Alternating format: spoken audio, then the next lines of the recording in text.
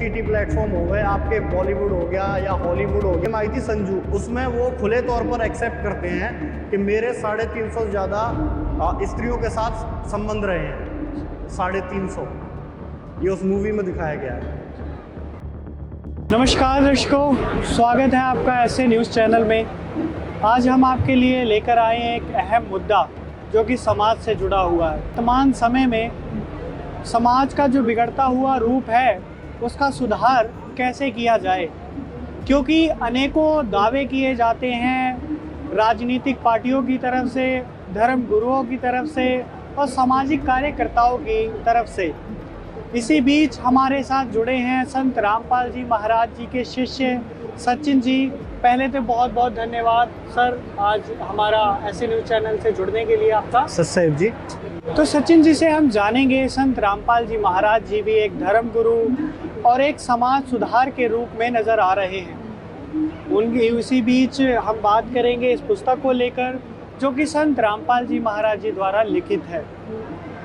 इस पुस्तक का जो हेडिंग है वो मानवता का ह्रास तथा विकास, ये हमने पढ़ी भी। इसमें काफ़ी जो समाज को बदलने की जो पहल है वो काफ़ी अच्छी कर रखी है, काफ़ी अच्छी विचारधारा है। तो ज़मीनी हकीकत क्या है, इससे जुड़े सवाल आज हम सचिन जी से करेंगे। तो सचिन जी आप बताइए कि मानवता का ह्रास कैसे हुआ और विकास कैसे होगा। सचसाहिब जी। बाकी ऐसे न्यूज़ से जुड़े हुए सभी दर्शकों को भी सचसाहिब। मैं संत रामपाल जी महाराज जी का शिष्य सचिन दास।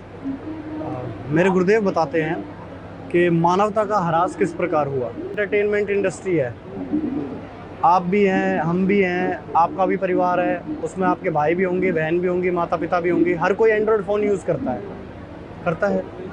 फेसबुक पे ही अकाउंट होगा, इंस्टाग्राम भी होगा। अब उसका किस स्तर तक आदमी की बुद्धि जाती है वो मैं आपको बताना चाहूँगा।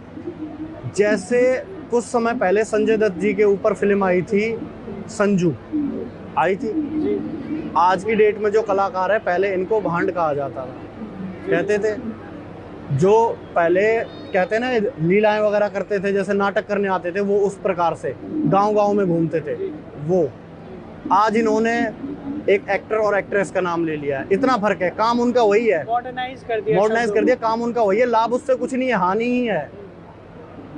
तो उनकी फिल्म आई थी संजू, उसमें वो खुले तौर पर एक्सेप्ट करते हैं कि मेरे 350 से ज़्यादा स्त्रियों के साथ संबंध रहे हैं। 350 ये उस मूवी में दिखाया गया है। अब मैं आइडल मान लूँ संजय दत्त को, मान लिया तो मेरे मन में भी होगा 350 के साथ तो इसके रहे, 3.5 तो मैं भी रखूँ। मैं भी वार्तालाप करूंगा, जाहिर सी बात है, किसी ना किसी लड़की को अपनी बातों में फंसाने की कोशिश करूंगा, ये स्वभाव है अगर मेरा आइडल संजय दत्त है तो। लेकिन 99% OTT प्लेटफॉर्म हो गए आपके, बॉलीवुड हो गया या हॉलीवुड हो गया या अन्य कोई भी आपका एंटरटेनमेंट इंडस्ट्री का हिस्सा है, उसमें यही देखने को मिलता है, एडल्ट्री देखने को मिलती है।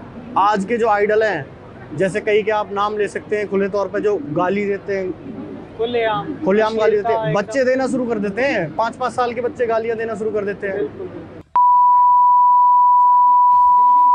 अब जिन बच्चों ने पढ़ाई के नाम पर फ़ोन लिया है, हर किसी के पेरेंट्स को पता है कि मेरे बच्चे कितने पढ़ रहे हैं, हर किसी टीचर को पता है मेरा स्टूडेंट कितना पढ़ रहा है, और माँ बाप को भी पता रहता है कि ये रील बना रहा है या पढ़ रहा है। आज की डेट में 90% तो आप रील भी स्क्रॉल करके देखोगे ना तो उसके अंदर गंदगी ही मिलेगी आपको। उसमें पूरी अश्लीलता। उसी गंदगी को देख के आज क्या होता है कि 13-14 साल के बच्चों के अंदर भी गलत मानसिकता पैदा हो रही है।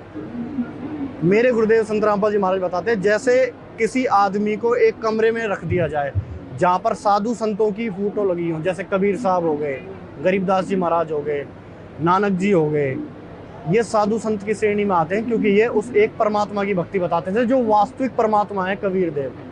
अगर उनका वो अध्ययन करेंगे तो उनके अंदर भी साधु वाले गुण आएंगे। एक में हम सूरवीरों की फोटो रख दें, भगत सिंह जी हो गए जिन्होंने अपने देश के लिए कुर्बानी दी, मंसूर अली हो गए, जिनको नहीं पता है वो सर्च कर सकते हैं कि मंसूर अली कौन थे।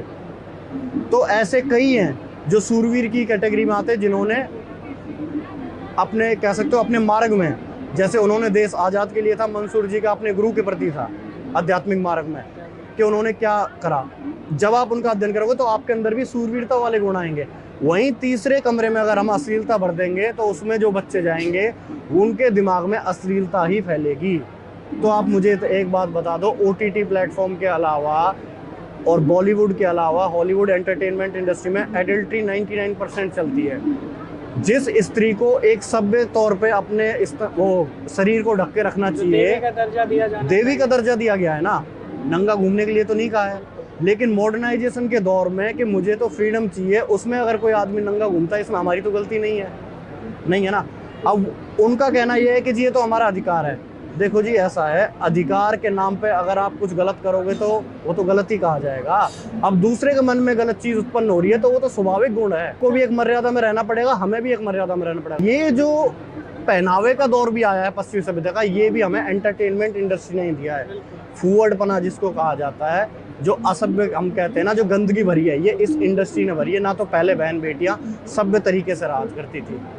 तो जो इन्वायरमेंट ये जो क्रिएट किया जा रहा है, आप कह रहे हैं एक मनोरंजन की आड़ में ये जो फूहड़ता अश्लीलता फैलाई जा रही है, ये तो देखने को नजर आ रहा है। यही जो बुद्धिजीवी हैं, लेकिन महाराज जी कैसे विकास कर रहे हैं, कैसे इन्वायरमेंट को चेंज करेंगे, ये जो वर्तमान समय में फैल रहा है, कैसे रोकथाम है इस पर?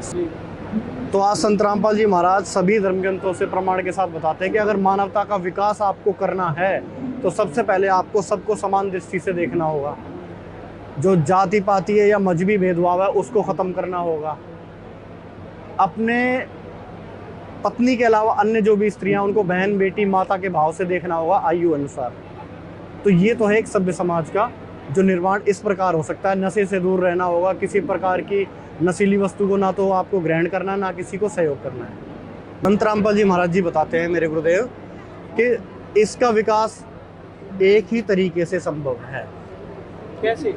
कि जब तक हम किसी को, जो पूर्ण परमात्मा है, किसी को तो क्या, वास्तविक जो पूर्ण परमात्मा है जिसने पूरी सृष्टि रची, उसको आधार नहीं लेंगे तब तक एक मानवता समान नहीं आएगी। सबसे पहले तो हमको ये जानना पड़ेगा कि वास्तविकता में परमात्मा कौन है, तभी तो हम ये जानेंगे। हर कोई ये कहता है कि एक भगवान है, नाम किसी को नहीं पता।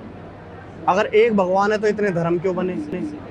मेरा सवाल आपसे ये है, जो मनोरंजन की आड़ में जो अश्लीलता फूहड़ता समाज में फैलाई जा रही है, संत रामपाल जी महाराज जी जो समाज सुधार के रूप में जो समाज में आ रहे हैं नज़र, उनकी जो मुहिम है कहाँ तक नज़र आ रही है? इसका जो रिजल्ट है वो कहाँ तक है? कैसे बदल रहे हैं इन्वायरमेंट को? देखिए, मेरे गुरुदेव संत रामपाल जी महाराज ने जो मुहिम चलाई है कि मैं सभ्य समाज बना कर रहूँगा, उसका रिजल्ट 100%। अब आप कहोगे कैसे है जी? उसके उदाहरण दीजिए आप। 1994 में जब मेरे गुरुदेव जी को दादा गुरु जी से आदेश हुए कि आप एक सभ्य समाज का निर्माण करोगे, कबीर साहब जी के ज्ञान को फैलाओगे, तो 1994 से लेकर 2025 तक आप निष्कर्ष निकाले कि उस समय संत रामपाल जी महाराज अकेले थे। आज 1 करोड़ से ज़्यादा लोगों को उन्होंने नशे से दूर करा, अच्छा, दहेज जैसी कुरीति से दूर करा, ठीक है जी, किसी प्रकार का जातीय या मजहबी भेदभाव से दूर करा। आज मुझे अन्य कोई एक गुरु आप ऐसा बता दीजिए जिसका शिष्य जातीय और मजहबी भेदभाव ना करता हो। अभी तक तो हमने, मैं ये नहीं कहता कि नहीं करते हैं, ऐसे भी मिलेंगे जो समान दृष्टि से देखते होंगे। 100% रेशियो आपको कहीं नहीं मिलेगा संत रामपाल जी महाराज जी के अलावा। आज 1 करोड़ से ज़्यादा उनके शिष्य हैं जो उनकी विचारधारा को अपनाकर आज समाज में उसी सभ्यता को लेके आए। ना तो कोई किसी प्रकार का नशा करता, ना उनका शिष्य किसी प्रकार से ना दहेज लेता ना देता, ना ही जाति और मजहबी भेदभाव करता। आज 11 आश्रम हैं, 550 से ज़्यादा नामदान सेंटर हैं। आप उनके शिष्य से किसी से भी वार्तालाप कोई कहीं पर भी कर सकता है, मिल सकता है, आप उनके विचारों से परिचित हुई है कि वास्तविकता में उनके विचार क्या हैं। संत रामपाल जी महाराज जी भी यही बताते हैं कि जीव हमारी जाति है, मानव धर्म हमारा, हिंदू मुस्लिम सिख ईसाई धर्म नहीं कोई न्यारा। देखिए, कहने को तो बहुत अच्छा लगता है, ये बातें सुनकर काफ़ी आशाएं की किरणें नज़र आती हैं, और हम जब पुस्तकें भी पढ़ते हैं तो काफ़ी लगता है, एक पॉजिटिव वेव रहती है कि हाँ समाज बदल रहा है। लेकिन जब हम ज़मीनी हकीकत देखते हैं तो उसका रिज़ल्ट कहीं हमें नज़र नहीं आता, परिणाम जो है उसका बिल्कुल नज़र नहीं आता। तो आप ऐसे कुछ उदाहरण बता सकते हैं जो ये बस वाकई में दहेज मुक्त विवाह हो रहे हैं और नशा मुक्त समाज का निर्माण हो रहा है? आज संत रामपाल जी महाराज जी के सानिध्य में लाखों बहन बेटियों के दहेज रहित विवाह है, जिनमें से एक उदाहरण मैं आपके समक्ष बैठा हूँ। आपका दहेज मुक्त विवाह हुआ? जी, मेरा भी दहेज मुक्त विवाह हुआ है। ना ही लड़की पक्ष ने 1 रुपया दिया है, ना हमने 1 रुपया भी लिया है। क्वालिफिकेशन क्या है सर आपकी? देखिए सर, मैंने बीटेक किया हुआ है। जी। तो आप एक शिक्षित हैं और संत रामपाल जी महाराज जी की बखूबी आपने जानकारी, जो उनकी विचारधाराएं हैं, उससे प्रभावित होकर उनके इस मिशन में जुड़े हैं। बिल्कुल सर। देखिए, पढ़े लिखे होने का एक बेनिफिट तो होता है कि अगर कोई हमें कुछ कह रहा है तो हम क्रॉस चेक कर सकते हैं। अगर मान लीजिए मैं पढ़ा लिखा नहीं होता, तो अगर संत रामपाल जी महाराज कोई चीज़ हमें बता रहे होते, मैं पढ़ा लिखा नहीं हूँ तो कैसे प्रमाणित करूँगा कि वो सही कह रहे हैं या गलत कह रहे हैं। तो बेनिफिट तो है, एजुकेशन मस्ट है। और जितने भी पढ़े लिखे व्यूअर्स आपको देख रहे हैं या एजुकेटेड हैं, मैं तो उनसे भी यही चाहूँगा कि एक बार आप संत रामपाल जी महाराज द्वारा लिखित एक पुस्तक का भी अध्ययन करके देखिए, तो आप परिचित हो जाएंगे कि वास्तविकता में सच्चाई क्या है। और हमारे समाज को ऐसे ही संत रामपाल जी महाराज जी और उस कबीर परमात्मा के ज्ञान की आवश्यकता है, ताकि एक सभ्य समाज का निर्माण हो। तो इसी बीच काफ़ी हमने सचिन जी से बात की, क्वालिफाइड पर्सन हैं। उन्होंने बताया कि जो समाज में बुराइयां फैल रही हैं, तो वाकई में संत रामपाल जी महाराज जी की विचारधाराओं से एक समाज बदलेगा। और कुछ कहना चाहेंगे आप? जी, मैं तो यही कहना चाहूँगा कि अगर आपको परिवर्तन चाहिए तो आज नहीं तो कल आपको उस कबीर साहब जी के ज्ञान को आधार लेना पड़ेगा। कबीर परमात्मा की, जो परमात्मा की कह सकते हैं कि जो उनका ज्ञान है, आधार लिए बिना आप समाज में परिवर्तन नहीं कर सकते। और उसके लिए पूर्ण संत की शरण बहुत आवश्यक है, जो आज पूरे विश्व में मेरे गुरुदेव संत रामपाल जी महाराज है, उनके अलावा कोई पूर्ण संत भी नहीं है जो कबीर साहब जी के वास्तविक ज्ञान से आपको परिचित कराता हो। कबीर जी की वाणी बोलने वाले आपको लाखों मिलेंगे, उसका वास्तविक अर्थ क्या है ये बताने वाला आपको संत रामपाल जी महाराज के अलावा यहाँ पूरी पृथ्वी पर कोई नहीं मिलेगा। बहुत बहुत धन्यवाद सर आपका। सत्साहिब।